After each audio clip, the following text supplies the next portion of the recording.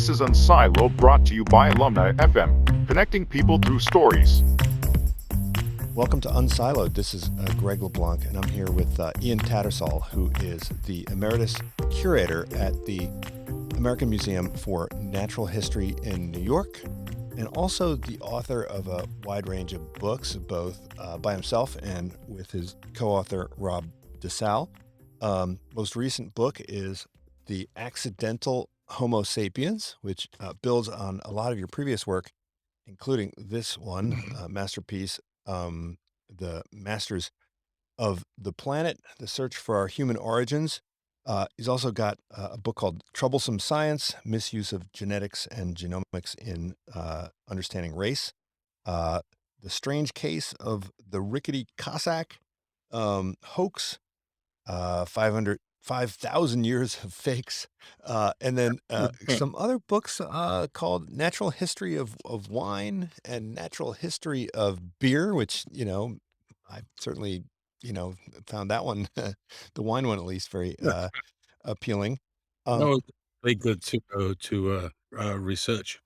yeah, that was probably the most enjoyable of your research. But I want to welcome you, Ian, and talk a bit about anthropology, paleontology, archeology, and Mhm. all of these related disciplines. Welcome, Ian. Oh, thank you. So, I think that one of the concerns of your work is trying to figure out, right, what makes humans unique. I think most people kind of know, but don't really appreciate the degree to which there were many other competitors out there, many other hominids. We like to think about chimpanzees and bonobos and other Mhm. primates, but we split off from them a really, really long time ago. But far more recently, we had these other, cousins kind of out there on the landscape competing with us. I think people are now, people are aware of Neanderthals and Florensis and a couple other competitors. But humans were really just bit players on the landscape until fairly recently. And we kind of wiped them all out. I think you used the term, we left them in the dust. And so, what exactly was the human superpower? We've seen all these definitions of humans as, the naked ape, the featherless biped, Mm, the opposable right. thumbs. There's all these different ways of defining human uniqueness. But I think you have you really have a thesis on this, what makes humans unique. Well, yeah, I think we're misled by the fact that we're the only kind of hominid in the world today. We think it's natural because that's what we know and that's what we're used to. But in fact, probably that has until about 30, 40,000 years ago, that was not the case at all. And it wasn't the case right to the beginning of the hominid family to which we belong. So I think that tells us right there that there is something about us that is very unusual. Hominids, members of our zoological family, have usually been able to live together, somehow partition the environment, partition the planet, among them. And of course, we haven't done that. Homo sapiens hasn't done that. And that tells you there's something unusual going on. And I think what it is, what the secret ingredient is the fact that it's the way that we manipulate information in our minds, the fact that we reason symbolically, the fact that unlike other animals, which seem to sort of appreciate the environment around them in a holistic fashion, we decompose it or we deconstruct it into a vocabulary of mental symbols. And then we can move those symbols around in our minds to recreate new visions of the world and to plan and to not only to imagine the world could be otherwise, but actually do something about it.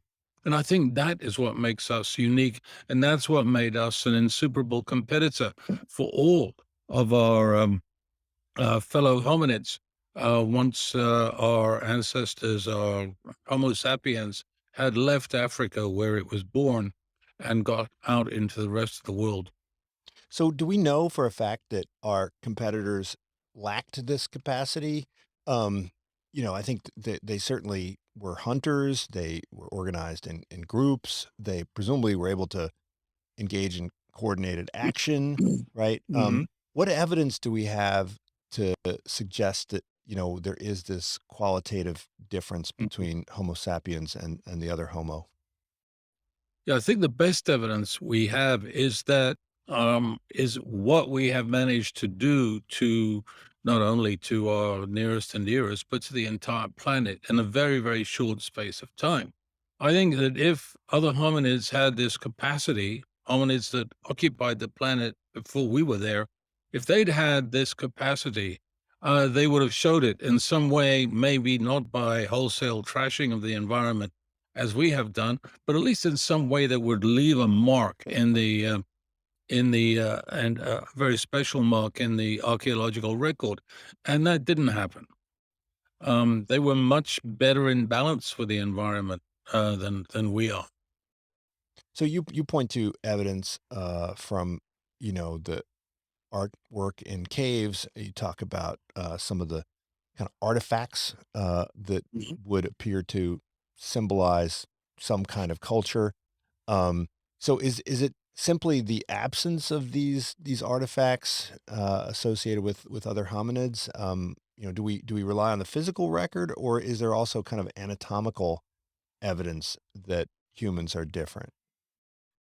That's a very interesting question and can be answered in a number of different ways. And yes, Homo sapiens is very distinctive as a species. And I think that what is really important to understand is that the very first Homo sapiens, who were distinctive as we are, and who were indistinguishable, effectively from us anatomically, didn't seem to behave the same way that we behave. And so, this particular way that we have of manipulating information in our brains and then transmitting that to the world around us is something that actually happened within the tenure of our own species as a distinctive entity in the world. Yeah, I think you say in the book that we had the anatomical prerequisites, that they existed sort of Mhm. before language, and we kind of discovered that we had this capacity. This is kind of an interesting hypothesis Yeah. because, normally we think that everything that has evolved has, had some initial functional reason for evolving, and I think you're kind of Yeah. looking to language more as an X-adaptation or a Yeah. spandrel in the words of Gould. Is that kind of how does that happen? Yeah, that's how I'm looking at it. Basically, the thing that we really have to understand is that you can't do something new unless you already have the capacity to do it. Um, and so the structure has to be there before you can start behaving in a different way. And so, in that sense, yes, you are looking at exaptation. You're looking at a capacity that was acquired in some different context and then was co-opted within the tenure of our species to a new way of thinking. And of course, what we're talking about here is the brain. Um, and we don't have any fossil brains that will tell us what was going on inside them. Unfortunately, we have endocasts, natural and artificial, of what brains look like on the outside, but that really doesn't tell us how they organized and how they were functioning. So we have to infer that from what their possessors were actually doing and the traces of their activities that they left behind them. And the story seems to have been that the last major biological event um, in our species history was the origin of the species itself. We are very distinctive, the way our bodies are constructed, the way our heads are constructed, and that appeared around 200,000 years ago in Africa. And all we have there is the bony skeleton. And we know that whatever the event was, whatever the basis in genetics was for this event, it had ramifications all around the visible, hard tissues of the body that we actually have preserved. And I think we can assume that it had ramifications in the soft tissues as well, including the brain. So at the beginning of the tenure of Homo sapiens, you have a brain with a new potential, but that was functioning in the old way because there was continuity between the old and the new. And at some point, some necessarily behavioral stimulus had to occur to kick this new potential in the brain into actually functioning. And my candidate for this stimulus would have been the spontaneous invention of language, which we know can be invented by modern people very quickly. Yeah, you tell the story about, right, the deaf kids in Nicaragua, Mhm. who developed language. So language doesn't have to be, kind of, vocalized, right? You talk about the evolution of the larynx and the, Mhm. the the physical structure that we need in order to articulate words and phonemes. But we could have language without that, right? So do you think that the physical capacity to vocalize language came first, and then because you have some interesting theories about phonemes and the importance of phonemes. Could you talk Mhm. about kind of could sign language have come first and then vocal language, or would have to have been vocal language? Yeah. Well, I think we got to distinguish between language and communication. I think communication, gestural communication, vocal communication goes back a very long way in our lineage, and we can be pretty um, confident that basically all of our fossil relatives were communicating with each other in some way, but they probably weren't using language. And the reason why we look at sign language today is that everybody already has a vocal language. Nobody's going to create vocal language from scratch because it's already there. So we can't see vocal languages being invented. But we can see sign languages being invented, and the linguists have seen this in the Nicaraguan deaf school children who were all taken from normal, speaking families and put together in schools for the deaf for the first time, where they got together and had to communicate and had to invent their own sign language. And the point about sign languages is that they are every bit as complex as spoken languages, with all the rules and so forth that govern the way that we speak. And the people who've been following this phenomenon of the emergence of this sign language in Nicaragua have seen this language evolve and become much more complex as the generations have passed. And yet it's all really basically in evolutionary terms, it's all in an instant. And So I think that communication goes back, to the year dot, as far as that's concerned. But language is very different because language is rule bound. It's different from other forms of communication in being rule bound and in allowing a virtually infinite number of thoughts to be expressed from a very small, you just using a very small number of phonemes and formant sounds that we use, and that's what makes language peculiar. And language maps so closely onto thought for us that I'm sure that it was the invention of language, that vocal language in this case, because there were no vocal languages, um, that is what stimulated the sort of feedback system in the brain that gave rise to symbolic thought. And that's something I just can't see happening over a long, long, long period of time, which is the way that most people look at it. Well, you tell the story about this one individual who kind of discovered language, right? Someone who was kind of Yeah. pre-language, and then after a fairly mature age, discovered language, and it was like a light bulb going off, and Mhm. you kind of hold that up as, hey, this is what must have happened at some point. Someone just woke up one day and said, "Wow, look at this! I can do language, right?" And so that suggests that the Neanderthals, they were communicating, presumably. I mean, it's the only way they could engage in collective hunt. But but Mhm. but you argue that it was sort of more of, it was an intuitive kind of Yeah. thinking, and what would that be like? Oh, this is very interesting, and it's also part of the same story of the guy um, who you talked about, who discovered language, and the way he discovered it. He was a deaf person who was never taught sign language, never taught anything to help him to communicate.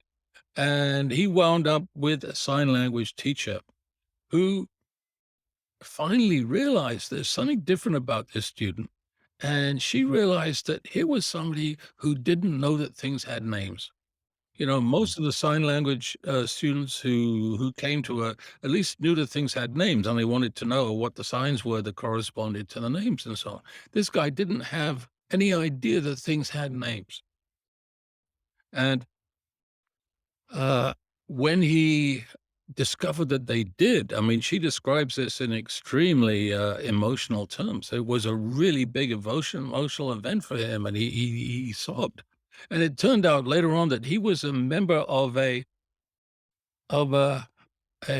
sort of a group of people who were in the same situation that he was. And then he learned that things had names and learned sign language, and he still hung out with his old friends. But his old friends were they were communicating in a sort of pantomime charade-like way, and it Mhm. took them an awfully long time to express anything, and eventually he got totally impatient and stopped hanging out with them. Um, so it's a very, very, very complex story, and my version of it for Homo sapiens would be that language was not invented by adults as Susan was looking at. The language, I'm sure, was invented by children. I think language is far too Mm. radical to be invented by adults who've already learned the way of the world and how things ought to be done. I bet. So how would Neanderthals communicate from generation to generation the skills that they would need to survive, right? So, Mhm. whether it's the creation of weapons, or the organization of collective activity, right? Don't you need language in order to kind of transmit that? I mean, you look at primates that have these Mhm. cultures, right, so to speak, where they can crack open shells and Yeah. stuff. I mean, these are kind of ephemeral, right? I mean, they don't really stick. They kind of come and go, right? Well, there are chimpanzees actually have archaeological sites where they've been using stones to crack nuts for 4,000 years at least. Okay. So there is a cultural aspect to their forms of technology that get passed down individually in different populations. They're not in all populations, but each population individually passes down these traditions. Um, but there's a big difference between that and the way in which we acquire information. What they say is that, all species learn, but only Homo sapiens teaches. And you can teach in many ways. And there was some Japanese colleagues several years ago now. Um, decided to divide a group of undergraduates who didn't know anything about archaeology or stone tools or anything um, in half, and one half of the class they taught how to make a Neanderthal style of stone tool, which is a pretty sophisticated kind of thing and not easy to do. And they taught the class two ways. One half they taught how to make the tools with elaborate verbal explanation while they were actually making the tool. So you had visual demonstration and you had verbal explanation as well. And the other half they taught only by demonstration. The kids had to look and then try to pick up what was happening. And interestingly enough, both parts of the class, both groups, learned equally quickly and equally efficiently. And it didn't seem to make any difference whether they had been had an explanation in addition to the demonstration. But most instructively of all possibly is in both parts of the class, there were people who never got the idea at all. Because making stone tools is a sophisticated kind of thing to do. It's not an easy kind of thing to do, and it takes a lot of intuition. And that's the kind of intelligence I think Neanderthals had. And that's where we run into trouble even trying to talk about it, because we are incapable. We're sort of prisoners of our own way of dealing with information. And we can't imagine what it is like to be smart and intuitive and skilled and resourceful, and yet not reason in exactly the same way that we do. We can't imagine what that is like. We just can't. I mean, it's a state of mind. You can, and you're a prisoner of your own state of mind when you're trying to think about these things. So it's very hard. So you ask me, well, what was it like to be a Neanderthal?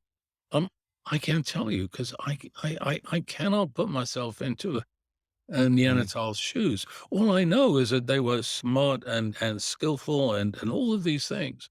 But what it was subjectively like to be a Neanderthal in the world, I don't know, and I don't. Nobody does. And so, last point on this, when we think about the extinction of these other hominids, did their extinction result from the proximity of their kind of ecological niche to the human one? Yeah. We have bonobos and chimpanzees that they seem to, I mean, they're, they coexist, Mhm. albeit in slightly different ecological niches.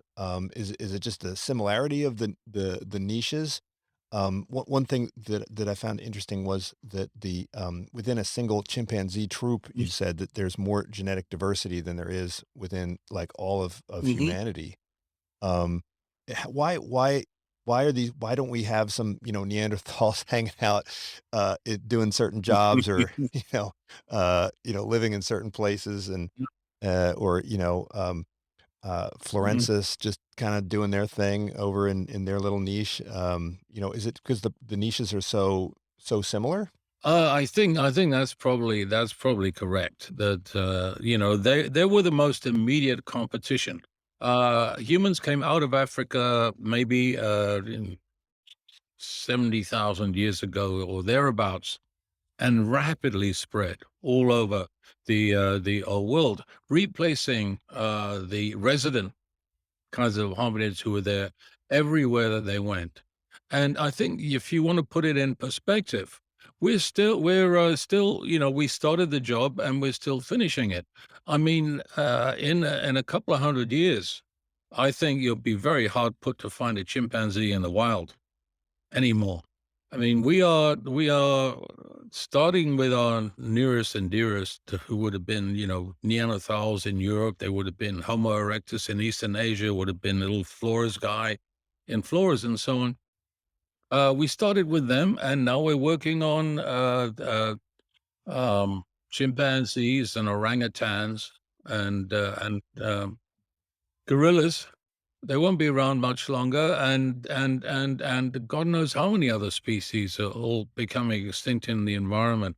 Um, unintentionally. I don't think we are going out to make any species extinct, but we're just having that effect. I mean, and the only ironclad rule of human nature really is it's the rule of unintended consequences, and that's just the effect that we have.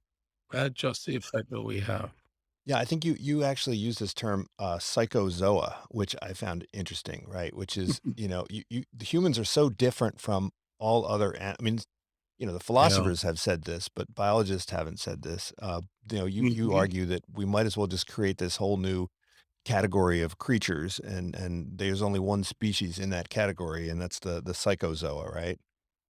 Well, that wasn't actually my term, and I wouldn't recommend doing that at all. I think we do have deep roots in nature, and we're still part of nature. And whether we like it or not, we're going to have, for our own good, to learn to live with nature. But Bernard Rensch, who was a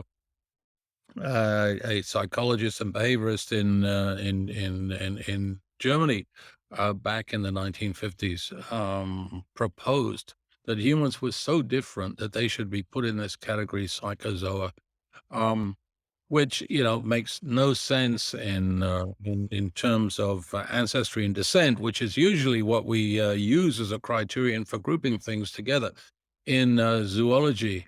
But it does show, that small change in the algorithm Mhm. that our brains use to process information created something completely new and unexpected, and we are an experiment that is still unraveling itself.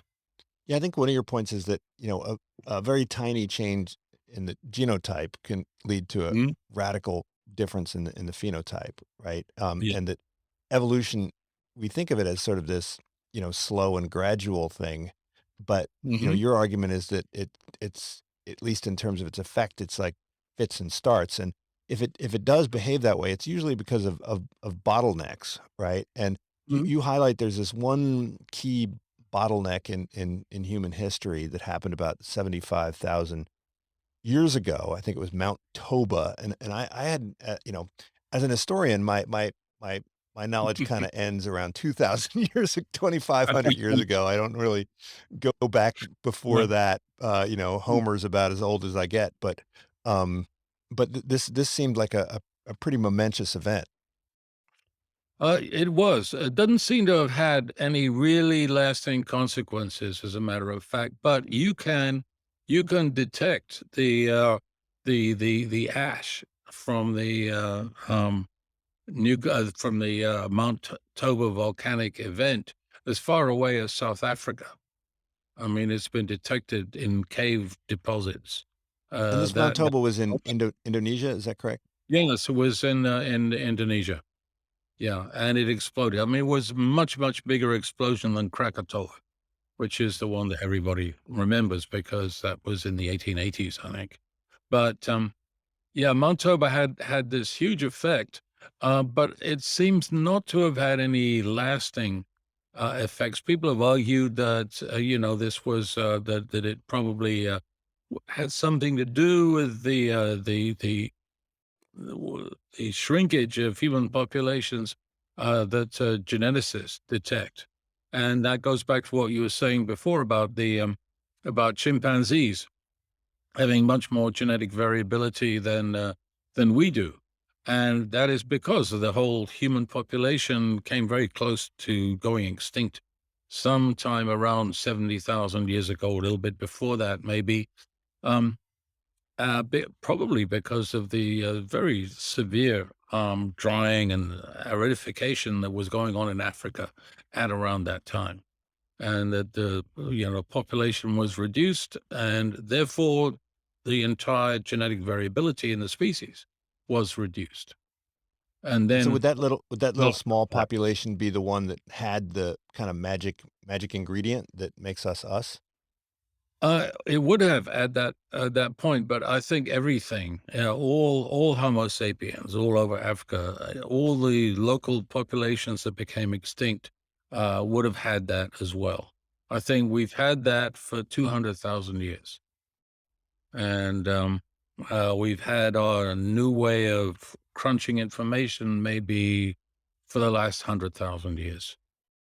Now And you then, you talk about molecular anthropologists. Mhm.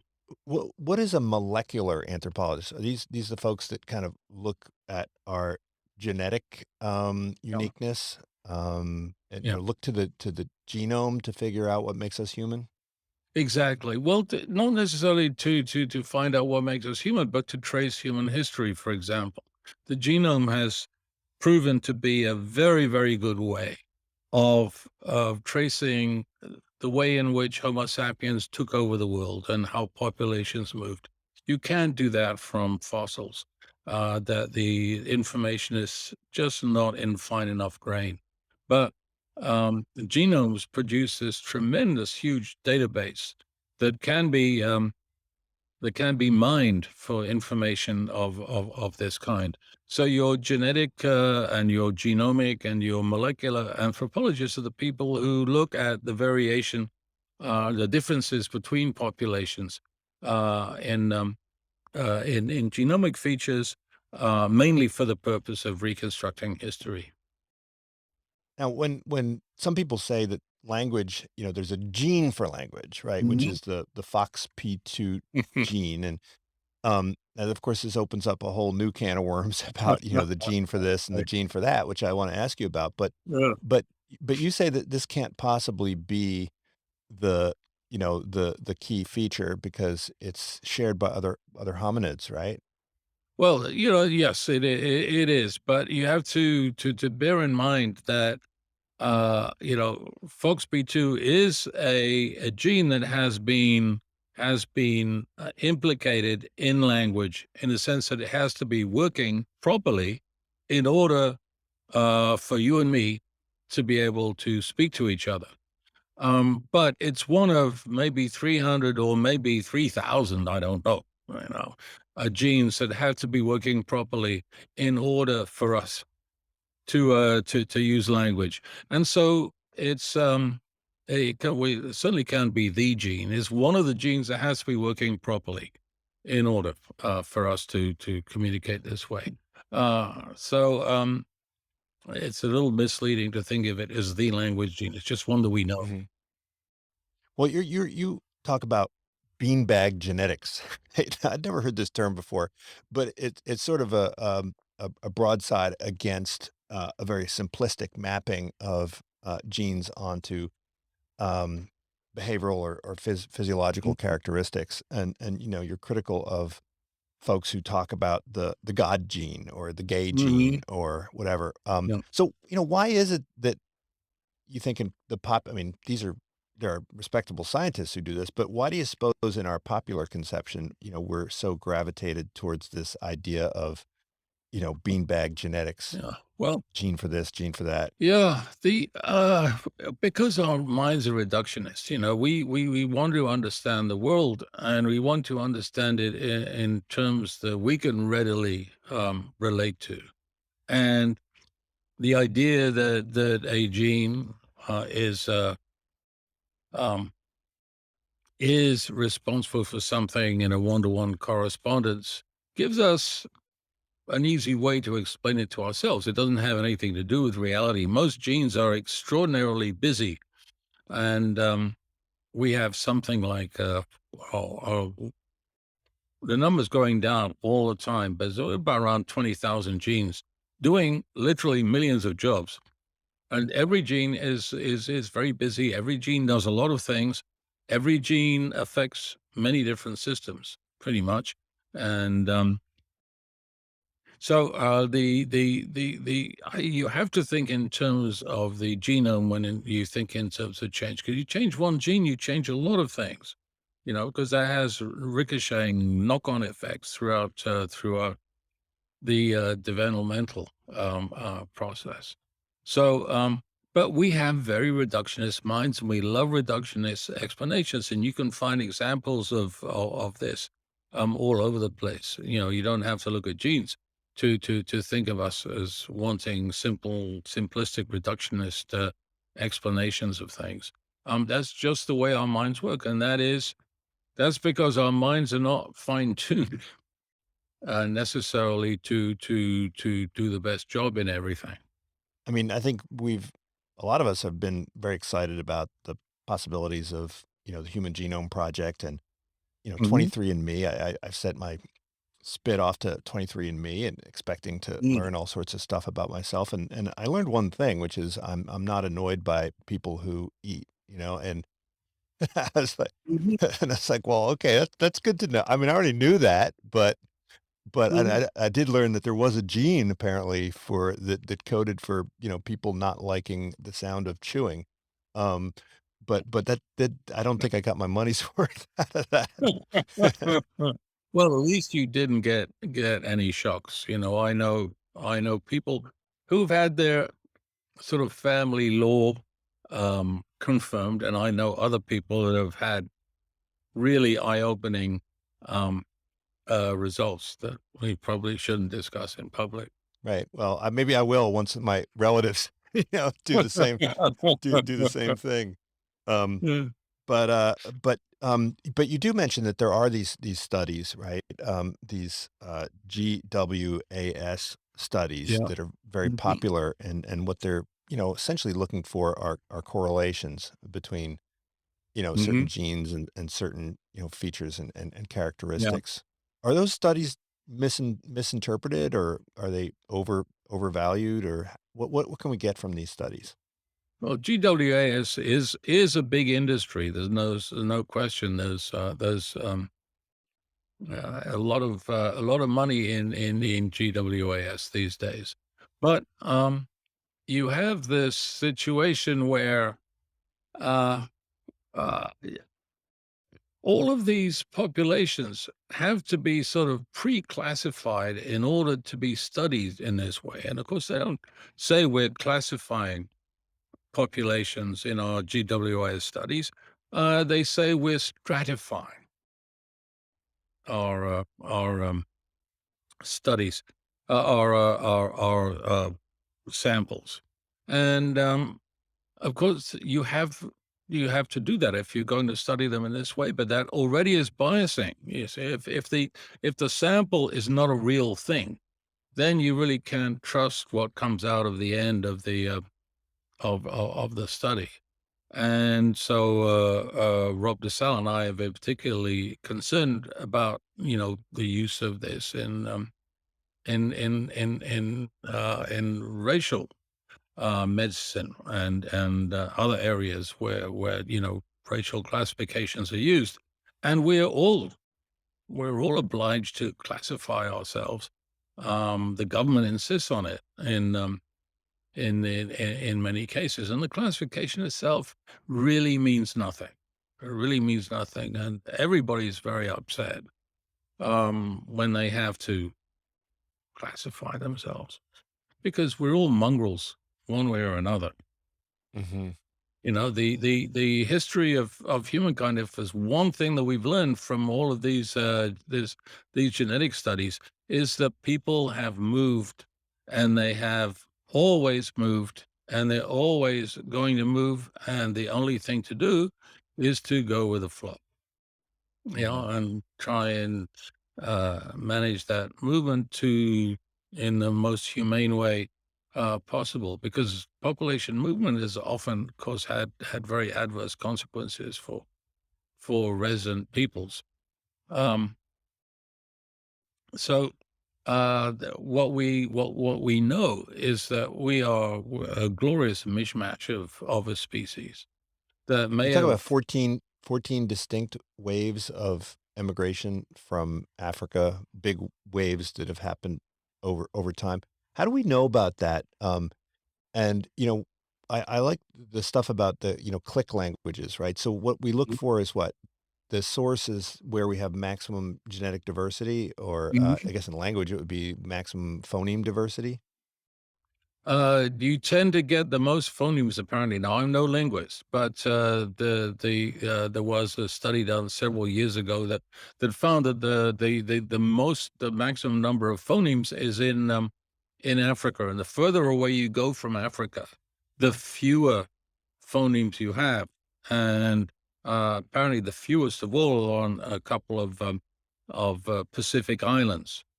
And that's because this complexity tends to get lost.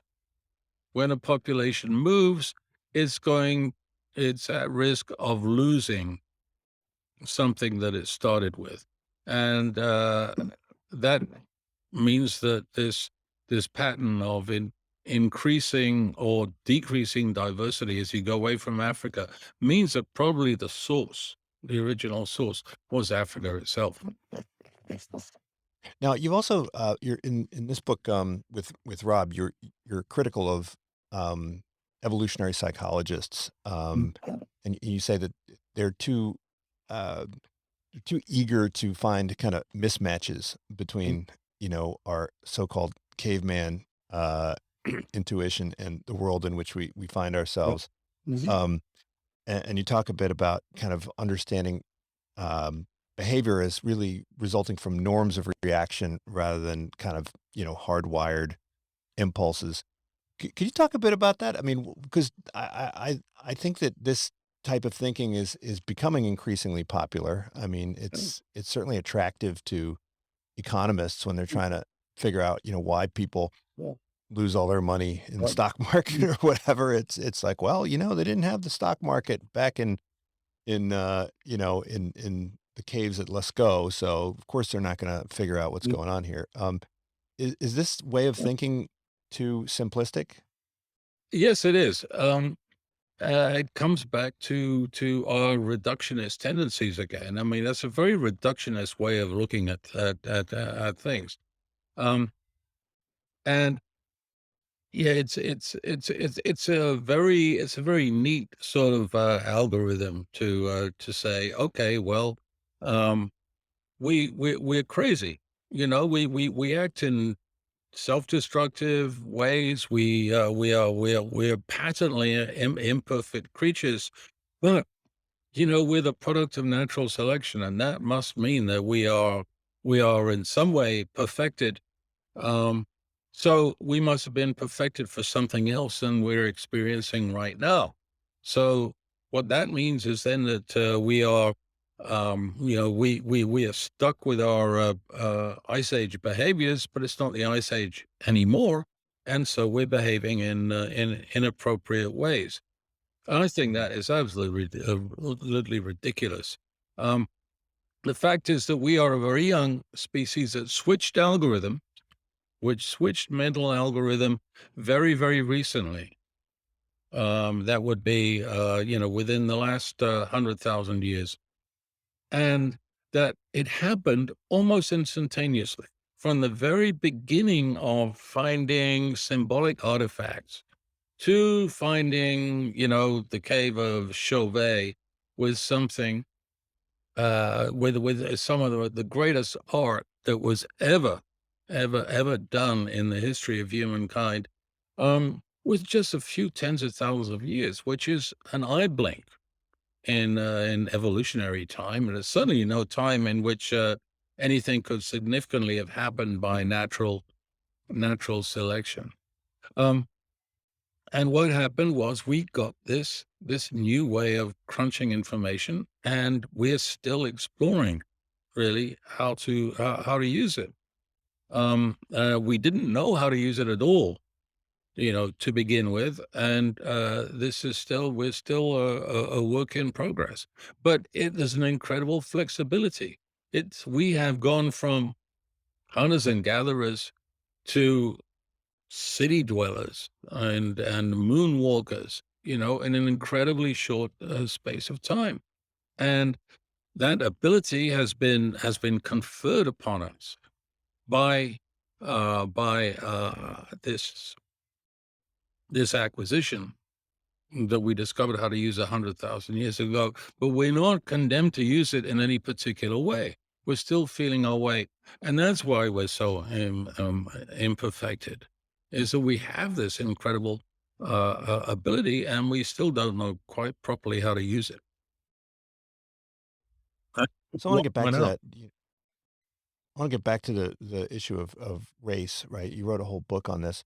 Um, the your predecessors, right, anthropologists in the 19th century, I think probably bear a lot of blame for the creation of these essentialist categories. Have we done an adequate, thorough enough job of eradicating this way of thinking in the human sciences, or is there some legacy Mm. that is still with us that we need to purge? Oh, it's a good question. I'd say we've come a long way in the sciences. The sciences have managed to get away from essentialist thinking in most realms, but it still lingers in society. Um, but it's only been the last couple of 100 years, really, the last 250 years. Um, that in which we really have gotten away from Aristotle and his predecessors, of whom we know nothing, but Aristotle didn't come out of nowhere either. So it was a very ingrained way of looking at things. And in my own area of biology, we can see it in the way in which our notions of species have changed, for example. And Darwin was one of the first people to recognize how important it was that species were not only not monolithic, but that they were variable, and that was what made them dynamic systems. And I think, within science, this sort of thing is fully appreciated. In the population at large, probably less so. But you would probably have a better perspective on that than I would. Yeah, we still have a ways to go. You when you're talking about the brain, I thought there was some interesting speculation towards the end of Mhm. the Masters of the Planet, where you were talking about the role of kind of working memory, and Mhm. everyone wants to know, like, what is that magic kind of Yes. physiological part of Mhm. the human creature, which is what makes us special, and so Right. there's back and forth, there's the prefrontal cortex and Mhm. but you highlight, the angular gyrus as, the Yeah. Right. potential, epicenter of humanity, right? What Well, tell us a little mm, more about, what is the importance of working memory, to making us well, human? working memory is an interesting thing because it's one of those things that has been picked out by certain people as something that is absolutely critical in uh, in reasoning the way that we do. We got to have a lot of RAM, to put the information in. Turns out not to be true. Unfortunately, it turns out that chimpanzees have got better working memory than we do. Mm, A completely untutored chimpanzee at a keyboard can remember what the order in which squares on the mhm, screen were flashing much better than any human being can do. So again, working memory is obviously a necessary condition for thinking the way do we do, but it's not the sufficient mhm, condition. And we haven't found what that condition is. Um, it's clearly well, the way that we think has to do with connectivity inside the brain. It has to do with the way in which information is transferred. And so it must have to do with physical pathways and physical neuronal mhm, projection. Um, and we're learning more about that all the time. But if there is a key thing, it hasn't been fingered yet. I suspect that it's a concatenation of a whole lot of things that happened in the brain when we got where at the origin of Homo sapiens, when we acquired the brain that we have today. And one thing that I've been thinking about since I wrote that book, so it's not in there, is that this surely has to do with something to do with the way in which our brains have shrunk mhm. in the last 10,000, 20, 30,000 years. Um, in Richard Wrangham would say it shrunk because we no longer need the reactive violence, and the limbic system has shrunk. Um, Well, we don't know about the insides of brains as I said before, so it's really hard to opine about that. But my take on it would be that simply the symbolic algorithm for using your brain, as opposed to the old intuitive algorithm, maybe in a sort of a brute force algorithm by which how smart you were scaled with brain size. And that's probably why we have this apparently inexorable growth of the hominid brain, or within the genus Homo, over the last 2 million years. But humans don't have that kind of brain. They have a symbolic brain, and I think the symbolic um, algorithm is simply more frugal. It's simply Hmm. more energetically efficient, and you don't have any more brain than you need because um, it's very expensive to carry a lot of extra brain tissue around. Your brain accounts for a disproportionate amount of the energy that you use, compared to other tissues of the body. So you don't want to have a bigger brain than you need. And modern humans with a symbolic brain could get by with less brain tissue, and that's what happened in the Pleistocene. In the Ice Age, the average size of a Homo sapiens brain was about 1,500 cubic centimeters. That's exactly the same size functionally as the Neanderthal brain as well.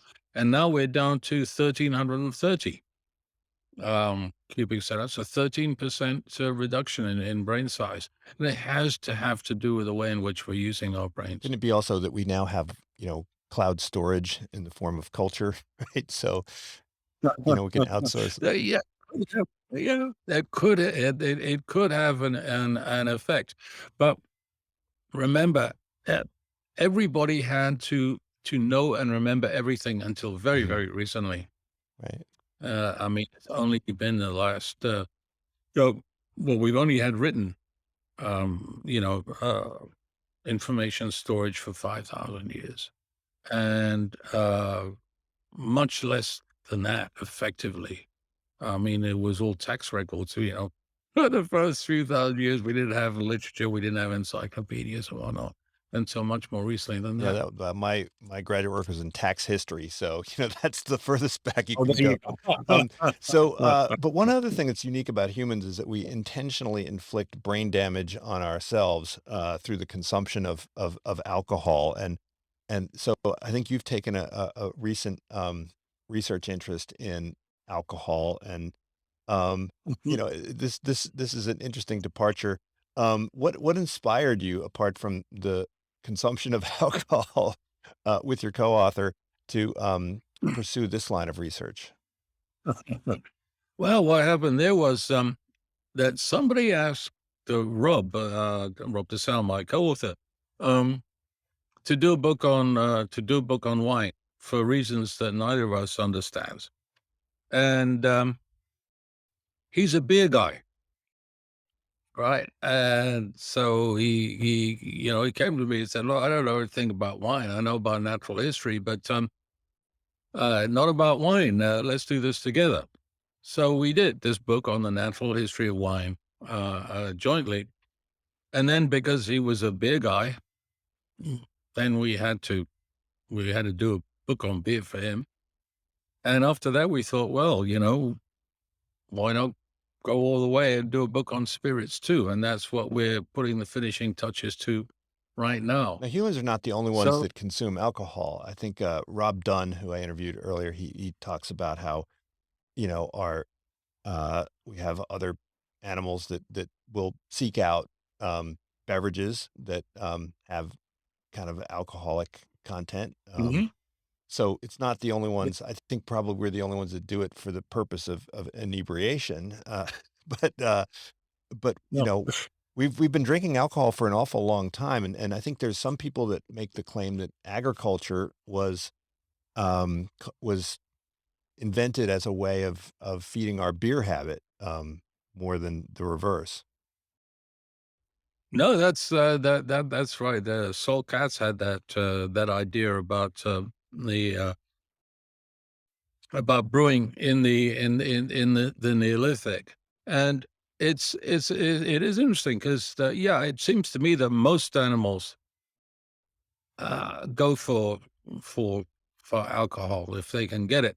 Um, uh, some don't. Some have an aversion to it, but a attraction to alcohol is a very widespread thing in nature. But what's unusual about humans is they can make as much of it as they want, and so it has a completely different role in their lives. I don't know if you've seen any of those hilarious YouTube clips showing apparently suzzled elephants, lying around in a pile and trying to get up. I mean, it's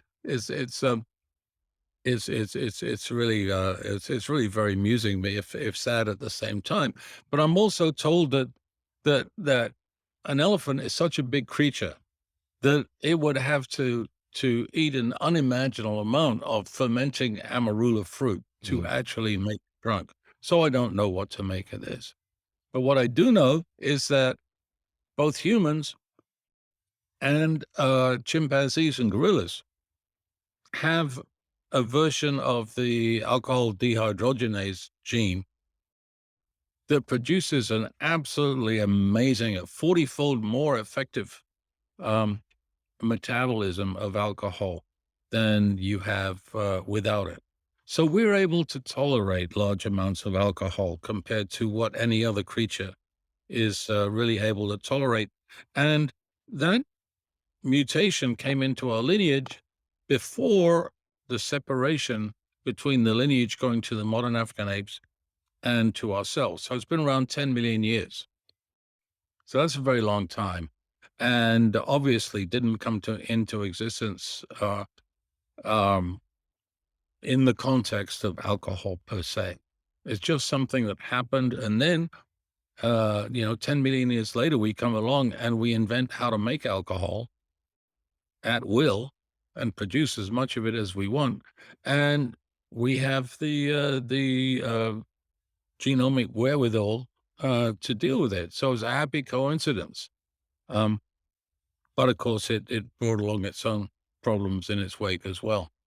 But alcohol seems to play a very important role in the formation of human social groups and bonding.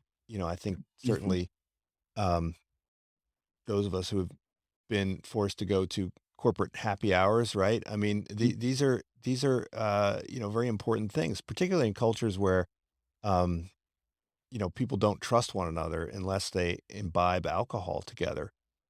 Have we co-evolved culturally to have alcohol as a crutch or an integral part of how we think socially and interact socially? I think we all have an attraction to alcohol, and every society deals with that in its own way. So it's yes, it's very deeply bound up in culture. As you're saying, there was I believe that the first European traders who went to Japan were uh, were very surprised by the fact that everybody at a business meeting was supposed to get drunk because then deception was much less likely. If everybody was drunk, the truth would come out. And that's one way of dealing with a different human failing. But every culture deals with alcohol in its own way, and our culture, for example, is extremely ambivalent about alcohol. It doesn't know whether it's a good thing or a bad thing, and of course, it's both. And this is typical of human experience. Everything is on a bell curve. You can't have the bad without the good. There's a better end of the curve and there's a worse end of the curve. And you can't really have the one without the other. So this is just it's a sort of microcosm of Hmm. broader human experience. And the capacity to process alcohol is not uniform across humans, right? There's quite a bit of variation. What is there an Mm. explanation for that? An environmental explanation for the this disparity in alcohol consumption capacity? No, you could. I think if you, the only explanation would be an unacceptably reductionist one. Um, but honestly, lots of things happen in nature. Lots of things happen in evolution for entirely random reasons. And, we're all ultimately descended from very small local populations that probably, incorporated a lot of random changes because small populations, you can get the fixation of genes very easily for non-functional purposes. And I think the fact that East Asians, particularly, have trouble metabolizing, and people descended from them have trouble metabolizing um, alcohol is an example of this. It's a local peculiarity that we can't explain and probably doesn't have any rational explanation. It's just something that happened. Well, Ian, hopefully at some point we can get together and have a toast, have a glass of wine. Swing by if you're in the Bay Area, and we can break open a bottle from my cellar. Thanks so much for joining me today. I really appreciate it. Masters of the Planet. Check it out. The Accidental Homo Sapiens. Quite a few other books worth investigating, and certainly if you are interested in wine, as I am, a natural history of wine. Thanks, Ian. Well, thank you very much. Great. This is Unsilo, brought to you by Alumni FM, connecting people through stories.